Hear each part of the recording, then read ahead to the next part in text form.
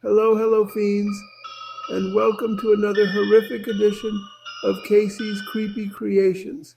Tonight, we have a truly nauseating little nugget that I wrote and narrated, which I like to call We Awoke an Ancient Alien Spirit with Horrifying Results. As always, we caution that the above video is not suitable for children, and if you suffer from a weak heart, please watch at your own risk. The protector of Vantax 2. The endless void of space hums with the pulse of opportunity as the mining vessel Motherlode tears through the stars. Its destination, Vantax 2, a planet brimming with untapped resources and the promise of saving Earth, now desperate for precious metals to sustain its dying industries. Inside the ship, Captain Andros stands before his crew, his tone brimming with confidence.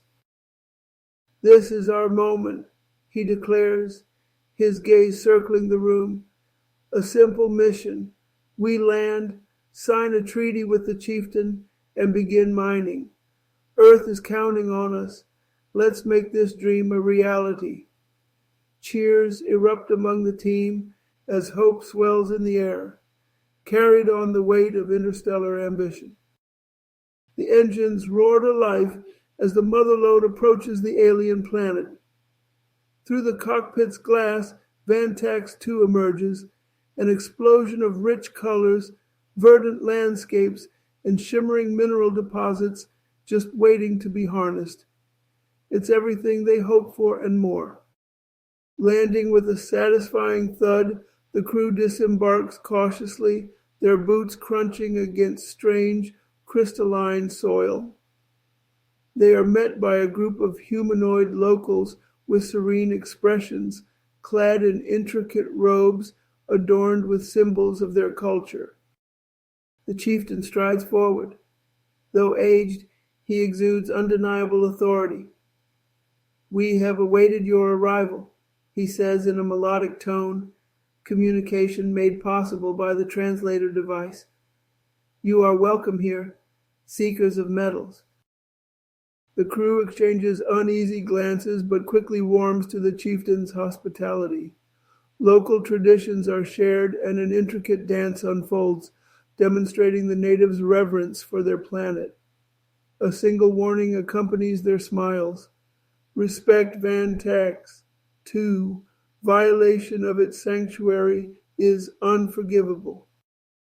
The captain nods solemnly, though a quiet voice in his subconscious whispers, "We're visitors here, and visitors always make mistakes." The mission proceeds swimmingly in the days ahead. Negotiations flow smoothly, friendships begin to blossom, and the treaty edges closer to signing. However, in the shadow of progress comes carelessness. Crew member Daniels, eager to photograph the alien beauty he hopes to one day show his family, unknowingly steps into a restricted zone. Beneath a canopy of shimmering blue trees, he touches what appears to be a glowing, naturally formed pillar, a luminescent artifact that radiates an otherworldly energy. The touch triggers something primal and catastrophic. Back at camp, the locals' smiles vanish. Their faces twist into masks of terror as the chieftain utters words that send a chill down the human spines. "You have awakened the protector." The protector does not announce its arrival. It declares it with destructive fury. A frightening roar rends the air as the ground quakes violently. The skies, once serene, darken with ominous storms. Everyone rushes to the edge of the village where the protector finally reveals itself. A towering creature of alien design strides forward. Its obsidian form shimmers like polished stone, while glowing veins of energy streak across its massive limbs. Its eyes burn like molten lava, and with every step, earth and stone crumble beneath its feet. "No," Daniel stammers, his voice laced with guilt. "This is all my fault." "It doesn't matter whose fault it is," shouts Captain Andros. "Run now!" The humans scatter, scrambling for their lives as the Protector rains devastation upon the landscape. Its movements are calculated and merciless, striking with the precision of an apex predator. Explosions rip through sections of the camp as equipment is reduced to mangled heaps of metal. For the first time since landing, the team realizes they're not the hunters on Vantax 2. They are the prey. Huddled in the shadows of a nearby cave, Captain Andros and his battered crew regroup. Their oxygen tanks hiss softly in the dark. Exhaustion etches deep lines into their faces. "We need to get back to the ship," insists Marks, the grizzled engineer. "We can't fight this thing." But tensions flare under the weight of fear and blame. "If Daniels hadn't wandered off," begins another crew member. "We don't have time for finger-pointing," Andros snaps. "We need a plan. The ship is the only way out, but getting there won't be easy. That thing won't stop until we're dead." Outside, the distant roar of the Protector echoes, a grim reminder of their dwindling chance for survival. Yet as despair sets in, Andros's gaze falls upon a strange set of markings carved into the cave walls. "What's this?" he murmurs. "It looks ancient." Moving deeper into the series of caves, the crew discovers what appears to be a long-abandoned temple. Massive stone carvings line the walls, depicting the Protector in scenes of glory and destruction. Alongside the imagery, a series of inscriptions in alien glyphs hint at the truth of the monster's origin. "It's not just a destroyer," one crew member deduces, tracing the carvings with shaking fingers. "It's also a defender, protector of the planet, guardian of its lifeblood, these metals we came to mine." Captain Andros's eyes narrow as he pieces the puzzle together. The Protector exists to maintain balance.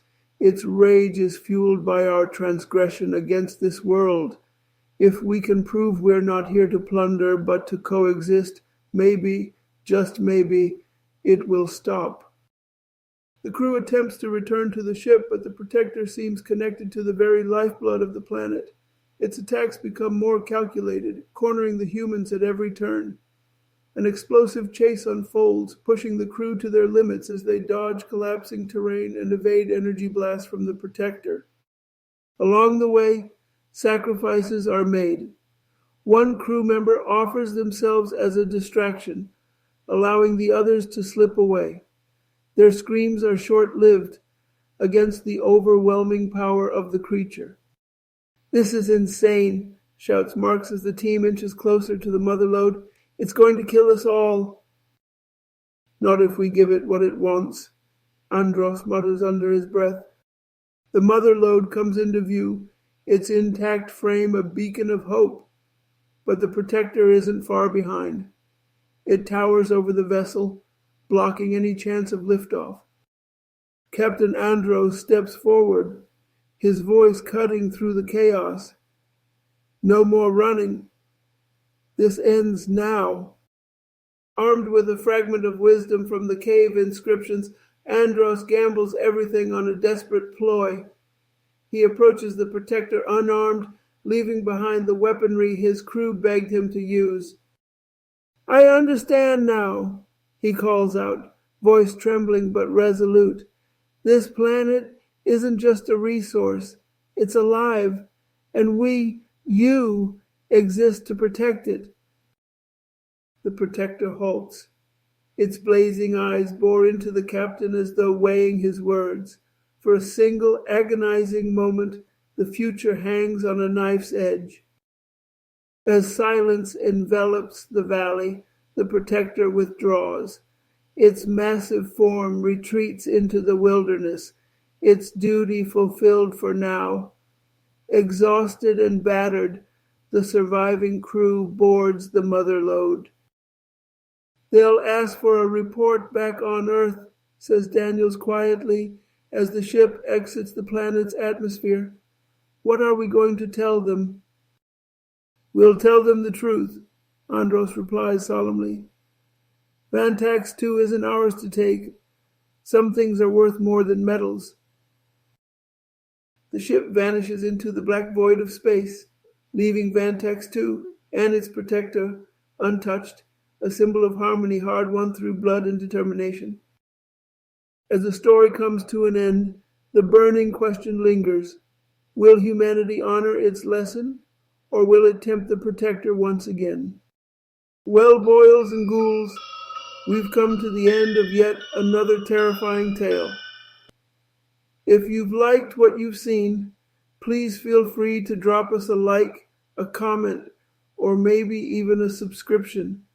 They may seem like little things to you, but they mean a lot to us here at the dungeon. If you like the video and would like to find out how it was made, click the link in the description below. I am affiliated with Flicky AI and will receive commission if you decide to make a purchase. They also have a free plan as well if you would like to try it out. And by the way, if you like what we've got for you here, then maybe you might want to check out these other YouTubers, Overlord DVD, Theta Zord, Osaka Chandal, and Stark of Iron. Links in description. They're to die for. Thanks and unpleasant dreams until we meet again.